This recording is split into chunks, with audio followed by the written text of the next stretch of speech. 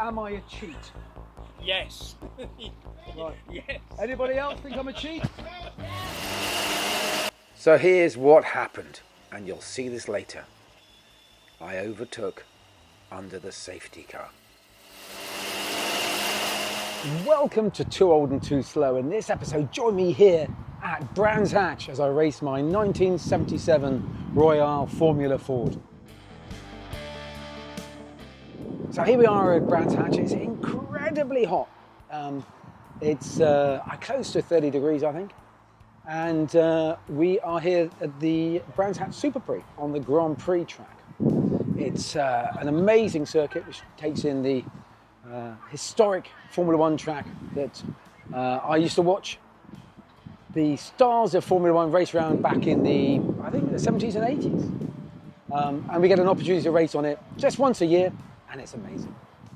So I got here on Friday. The car is running well. I didn't do any testing because they could only test on the Indy circuit, and we're racing on the Grand Prix track, so there's very little point testing on a circuit we're not going to race on. So I arrived, got the car set up, did some preparation work, and we qualified. Unfortunately, there's no footage of qualifying. One of the SD cards decided to corrupt itself, so that's gone. To be honest, you're not missing much. It was pretty uneventful. I qualified 14th with a time of 1:44.9. This is about 2 seconds slower than last year, mostly down to the conditions. No more excuses, it's race time. And I'm off the line well. On the inside comes through John Nash. He's got a great start, and he's got the inside line around Paddock Hill Bend. Ideally, I want to be down there with him, but I'm being forced out a little bit wide. So being pushed out wide doesn't help, and I can't get the inside line for Druids. So I'm going to try and find a way around the outside. I'm pushed out wide there, and I'm going to run down to Graham Hill. I want to be on the right-hand side of the track now, but I can't really. I'm just looking for an inside line, but it's not there. So that compromises that corner as well. I see in my mirrors a black and red Royale. I wave him through. That's Rick Morris on his way to the front.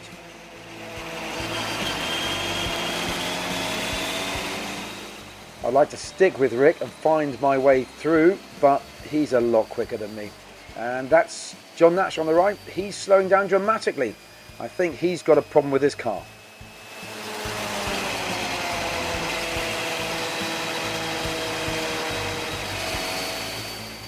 Glance at my mirrors and I see Kevin Williams coming behind me. He's got a good run. He's got the inside line running into Hawthorne. So I yield the place, but I'll see if I can stick with him and try and get that back later. Within a lap, I find myself making ground on Kevin. I go through Hawthorne. He slows somewhat, and I take the opportunity and put the car on the inside as we run down towards Dingledale. A few lonely laps, and then I see Graham Payne on the grass on the right hand side here. I know that that's going to trigger a safety car or maybe even a red flag. So that's going to change the race, and it gives me a chance to have another go at attacking the cars in front. And sure enough, there was a safety car, and here we are at the safety car restart. Unfortunately, Alan Fincham was unsighted and hit Andrew Smith, and that commotion has caused me to back off, and I'm off the pace. And there's a car on the right hand side that's also left the track. So the cars behind me have more pace, greater momentum, and that incident has really compromised my safety car restart.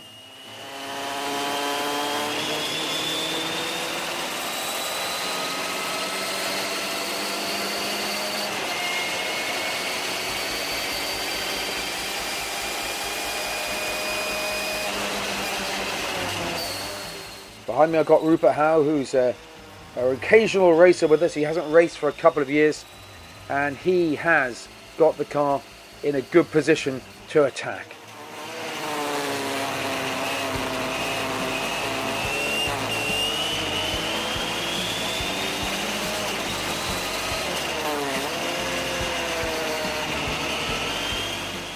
and he's got a lot more momentum through Graham Hill. I'm trying to put the car right in the middle of the track, but as I turn left, I can see his car has got the inside line, and he makes that move stick.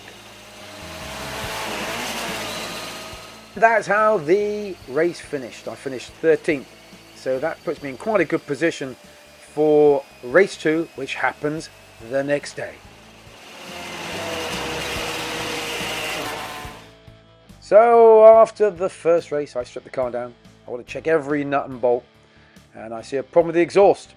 There was a small hole just here, but I've had that brazed up. It's a stainless steel exhaust, and braze doesn't penetrate the stainless steel, so it's just really a blob of braze sitting on top of the hole just to cover that up. It will work for the next race. I double checked the plug leads, and one of them kind of disassembled itself a little bit, so I've replaced this lead with a blue one, so I may have to look at that again. Check the levels are all good, not losing any water, which is excellent. I've got this union here for the temperature sensor, which seems to work okay. So the engine is holding up all right in the temperatures. Thankfully it's a little colder today. Yeah, so the car is looking good. No real dramas. So it's Sunday and it's race day, the second race of the weekend. Fixed a few problems with the car. Just want to really think about my performance. I need to be more committed in some of the corners, especially the fast corners. I'm losing time there. And I'm looking at some of the data, and there's time to be had. I just need a bit more commitment. Okay, so it's time to head out and do the last race of the weekend. I've looked at some data on my laptop, which will give me an indication of where I can find time. I downloaded the data from my race box into a file which I transferred into an AI model. And it says here, initial observations. Braking could be extended slightly. Noticeable speed drop mid-lap. Missed apexes and early lifts. So it's kind of stuff which I knew anyway. But corner by corner, I've got some briefing notes here. And it really is helpful to help me try and find some speed and give me confidence. So I'm looking for the lights to go out. Head full of data from all the research I did overnight, and we are off. On the right hand side there goes Rupert Howe, and there goes another car. I've got a smoking start, and then round the outside of this car, which belongs to Julian Watling, and I got past him. Did I give him enough room? I don't know. I think I probably did, but only just enough.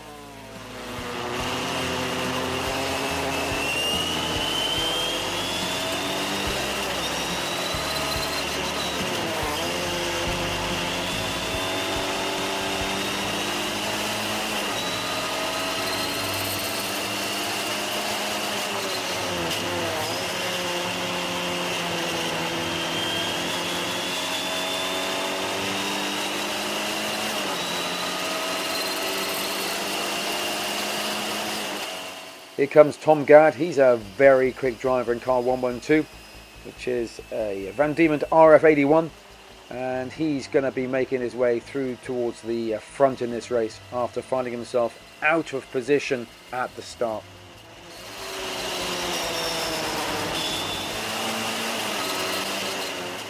And as the race evolves, I find myself in a little bit of a battle with Andrew Smith and Alan Fincham, who had an incident the day before, and they're looking to get past me.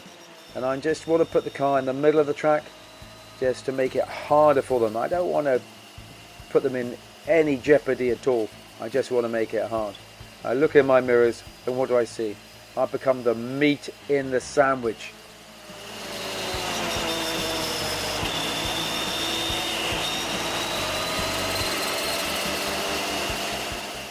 As we come up to Druids, I can see a whole load of smoke coming from one of the barriers. That's a car, looks like it's gone in hard.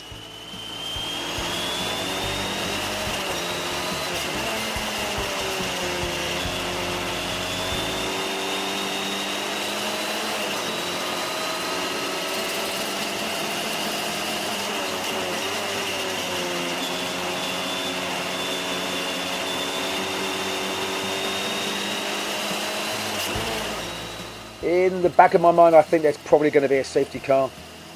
Alan gets to the toe down the straight and he gets past me. He's got the inside line going to Hawthorne's, so he takes that place. Sure enough, there was a safety car, and it's another safety car restart. I am determined not to get caught out this time. I want to get myself close to Alan and really focus on the cars in front and really get a good drop. I can feel that Alan's backing off just a little bit, and I know the safety car's coming in this lap, and I'm really trying to focus on getting a good start. Alan's let the cars go away, and for no reason that I can work out, I drive past him before the safety car line. Still haven't crossed the safety car line yet, and Alan takes a place back around Paddock Hill. I still have no explanation why I did what I did, and I feel pretty bad about it. I don't want to win at all costs. I want to compete fairly, and if I come 10th or 12th or 15th, it doesn't matter as long as I compete fairly.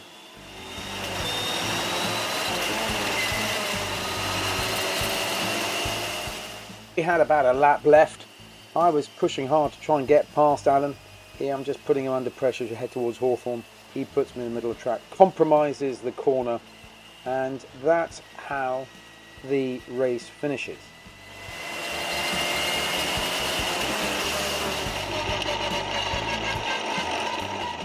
As we roll in through the pit lane and back to the paddock, it gives me a moment to reflect on what's just happened. I don't know why I overtook Alan. I just wanted to get going and I felt he was driving too slowly. But that's no excuse for what I did. It was a moment of red mist. That's all it can be. And for that, I feel pretty bad. And I'm determined to go and have a discussion with Alan and talk it through with him. When the results are finally classified, you can see that inexplicably I finished in 10th ahead of Alan, and that's simply not right. Alan, so am I a cheat? No, because I got the space back or the place back really quickly. No. But otherwise, I think the audience can be a judge if I'm a cheat or not. Where was the safety car line? start finish straight. The start finish line. But you can't hold me up because you're driving so slowly. I can, but I don't think I was. You were holding me up, obviously because I overtook you, and I'm slower than you. So obviously you're going too slowly. So I think we need to ask the audience, am I a cheat? Yes. Right. Yes. Anybody else think I'm a cheat? Yes, over there in Ghana. Right, okay, so let me know in the comments if you think I'm a cheat. I don't think I am, but I think the jury's out on that. Well, I don't think it appears to be. No, I think I overtook him before Clearways, running down there, because I thought he was going too slowly.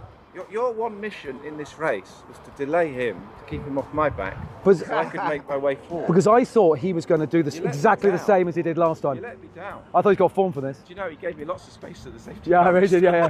I looked in the mirror, I know 100 yards. I tried to exploit it. But so where's the safety car line? I don't know, honestly. I just don't know where the safety The car thing is, line nobody knows. no one knows. Nobody You should be knows. the start finish line. You shouldn't be. But he when can't they go so restart, slowly. I don't think you should be overtaking until you pass the start finish line. But he was driving so slowly. I thought he was Well- breaking down. He was being super cautious because he had a Yeah. problem yesterday. Not his fault, by the way. So for me here at Brands Hatch, after the last race of the Super Prix, thank you so much for watching. I do hope you enjoyed this one. A little bit of fun, a little bit of something different. please think about subscribing. If you click on the screen, you can see a helmet. Click on that, it'll take you to the subscribe page. And also there's the other videos in this series. So from me here at Brands Hatch, thank you so much for watching, and I'll speak to you next time.